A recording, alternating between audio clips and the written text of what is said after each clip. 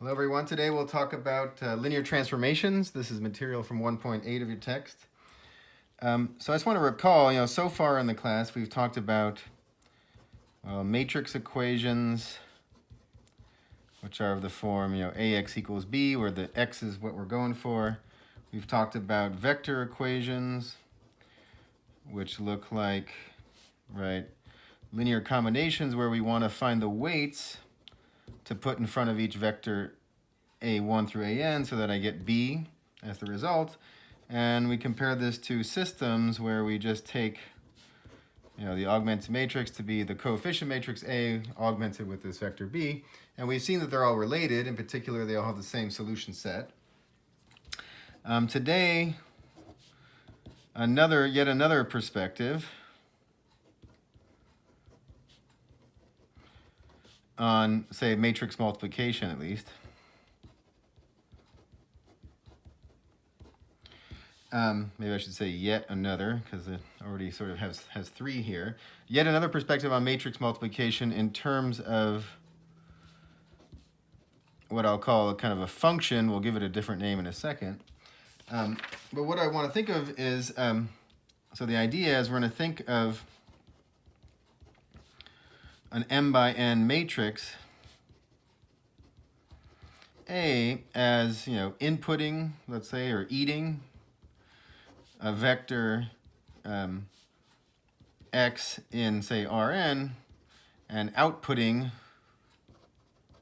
or spitting out, if you like, a vector, that we'll call A times x in Rm. So just in a cartoon picture here, I've got, here's my blob Rn, here's my blob Rm.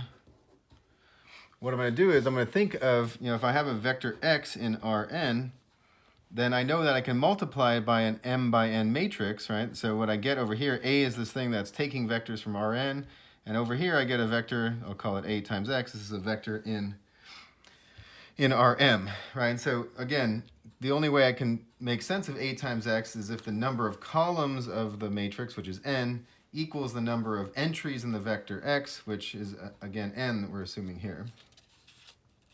So let me just continue with this discussion here. We can think of the matrix equation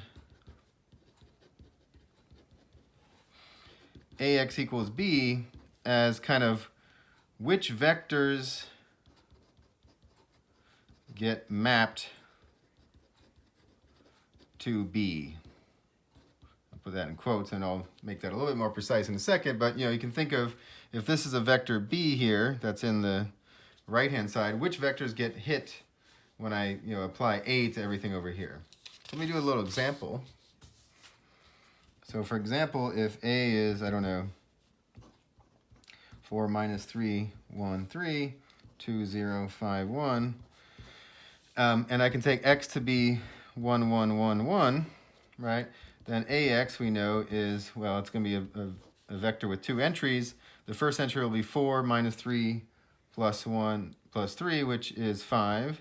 Second entry will be 2 plus 0 plus 5 plus 1, which is 8. So again, we're mapping vectors in R4, which I don't really know how to draw. But here's R4, and here's the vector 1, 1, 1, 1. And A is sending it to the, the plane R2. This is now R2. And it looks like it sent it to 5, 8. So 1, 2, 3, 4, 5, 1, 2, 3, 4, 5, 6, 7, 8. That's where it went. Okay? That's A times 1, 1, 1, 1.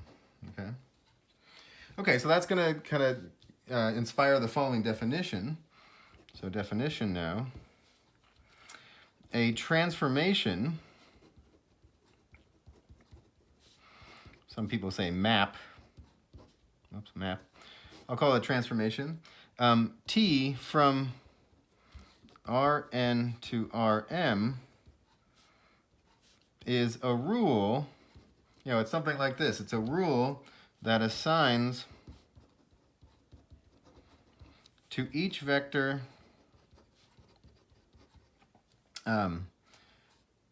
x in Rn a vector that I'll call T of x in Rm.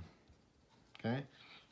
So again, just in a cartoon picture, I'm taking, here's Rn, here's Rm. A transformation is just something that moves vectors over here. So it's like a function in the sense that, if you take any vector x on the left-hand side, it gives you one and only one vector on the right-hand side. So just to borrow some notation you've probably seen in your pre-calculus classes, Rn, so the left-hand side, is called the domain of this function, of this transformation. Right? It's the stuff that we are inputting into the transformation, and Rm, the right-hand side, is called the codomain. I want to introduce another important concept here. The range of T is the set of all vectors of the form T of x for some x in Rn. So the range, let me just underline these things. So the range is, right, it sits inside the right-hand side, the codomain here. But you've probably seen this before, that it's not necessarily the case that every vector in the right-hand side is actually obtained as the image of some vector on the left-hand side. So you might have seen this concept in the context of onto functions in, from the real line to the real line. We'll come back to that, but I just want to introduce that notation here. Okay, so what's an example of a transformation? Well, we've kind of already seen one, right? So, so a matrix transformation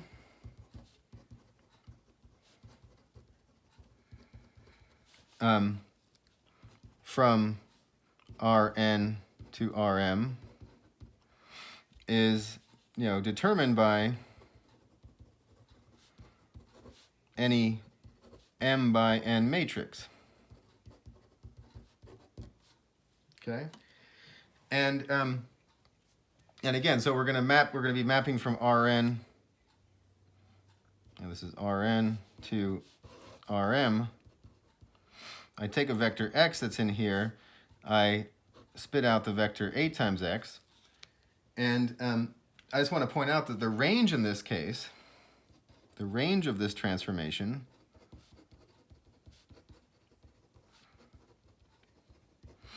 well, let's work it out, right? So we know that by definition, the range of a transformation is all of the things you get.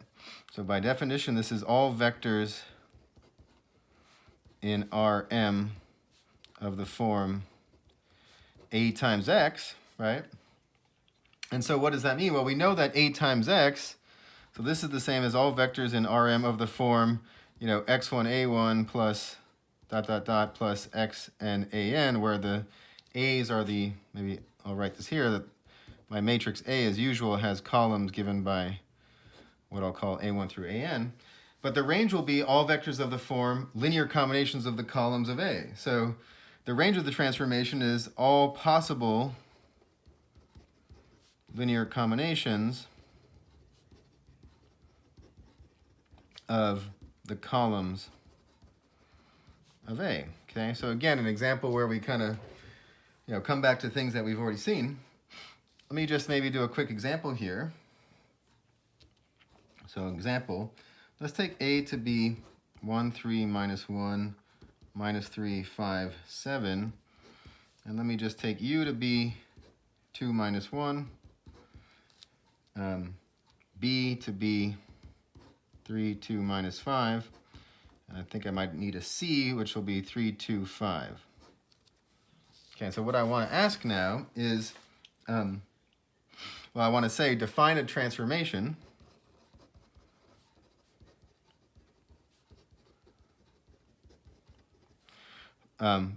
T that goes from R, well, the number of columns is 2 to R3 by, it's going to say T of x should be just A times x.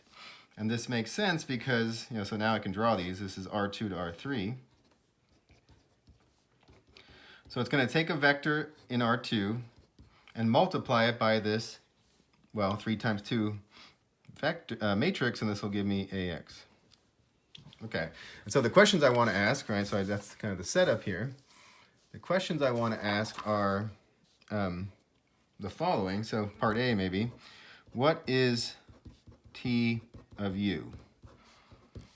Okay, so the transformation, again, is defined by just making, multiplying this matrix times the given vector. So T of U, by definition, is A times U.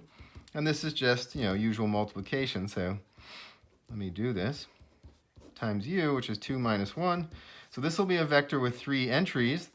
The first one is what? 2 plus 3 is 5. Then I got 6 minus 5 is 1. And I've got minus 2 minus 7 is minus 9. Okay?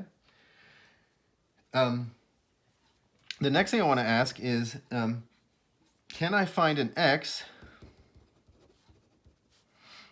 let me say a vector x, in R2 such that T of x equals b. So b is this vector I had up here. Still see that? Okay. So what do I want to do here, right? So I want to know, can I find a vector x so that when I apply the transformation, I get this vector b? Well, this should look familiar. This is a, i.e. we want to solve a matrix equation, because we know by definition T of x is just ax, a times x, and we want to know, can we make that equal to b? This is a matrix equation, right? The b is known, that's given to us. A is, of course, the matrix we have. So x is the thing we want to figure out, to solve for. And as you know, this boils down to solving a system. Well, A, which is this, augmented with B, which was 3, 2, minus 5. Okay? I think I'm going to spare you the details here of the, again, what do we do here? We're going to row reduce and, look at the echelon form. Well, in fact, we want to know the vector, so we actually want a solution. We're going to go to reduced echelon form. So I'll press my magic row reduction button, and I get this.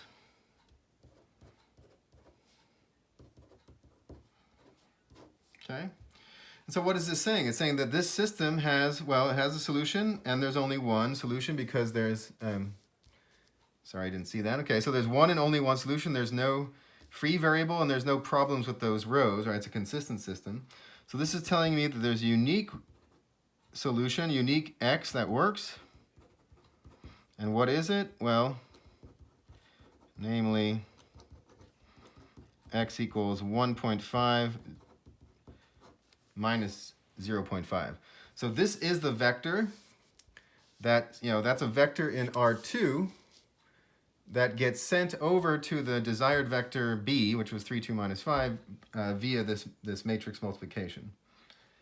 How are we doing on time here? I think I'll stop here, and I'll have you guys think, the next natural question that I was planning to do, but maybe I'll let you think about is, can I determine if c is in the range? In other words, can I find a vector x so that T of x equals c? It'll be the same calculation here, and you'll see, maybe you anticipate that this will be a different behavior. You'll see that it's not in the range precisely because you get a inconsistent system. So let me just say, note that if I look at 1 minus 3, 3, 5, minus 1, 7, and I augment that with the c vector, this is 3, 2, 5, this will give me something like 1 minus 3, 3, 0, 1, 2. And then the bad news is I get this bad row of inconsistency here. So this implies that the vector c is not in the range of t. Okay, so I think I'll stop here. We'll pick up next time with some more discussion and examples.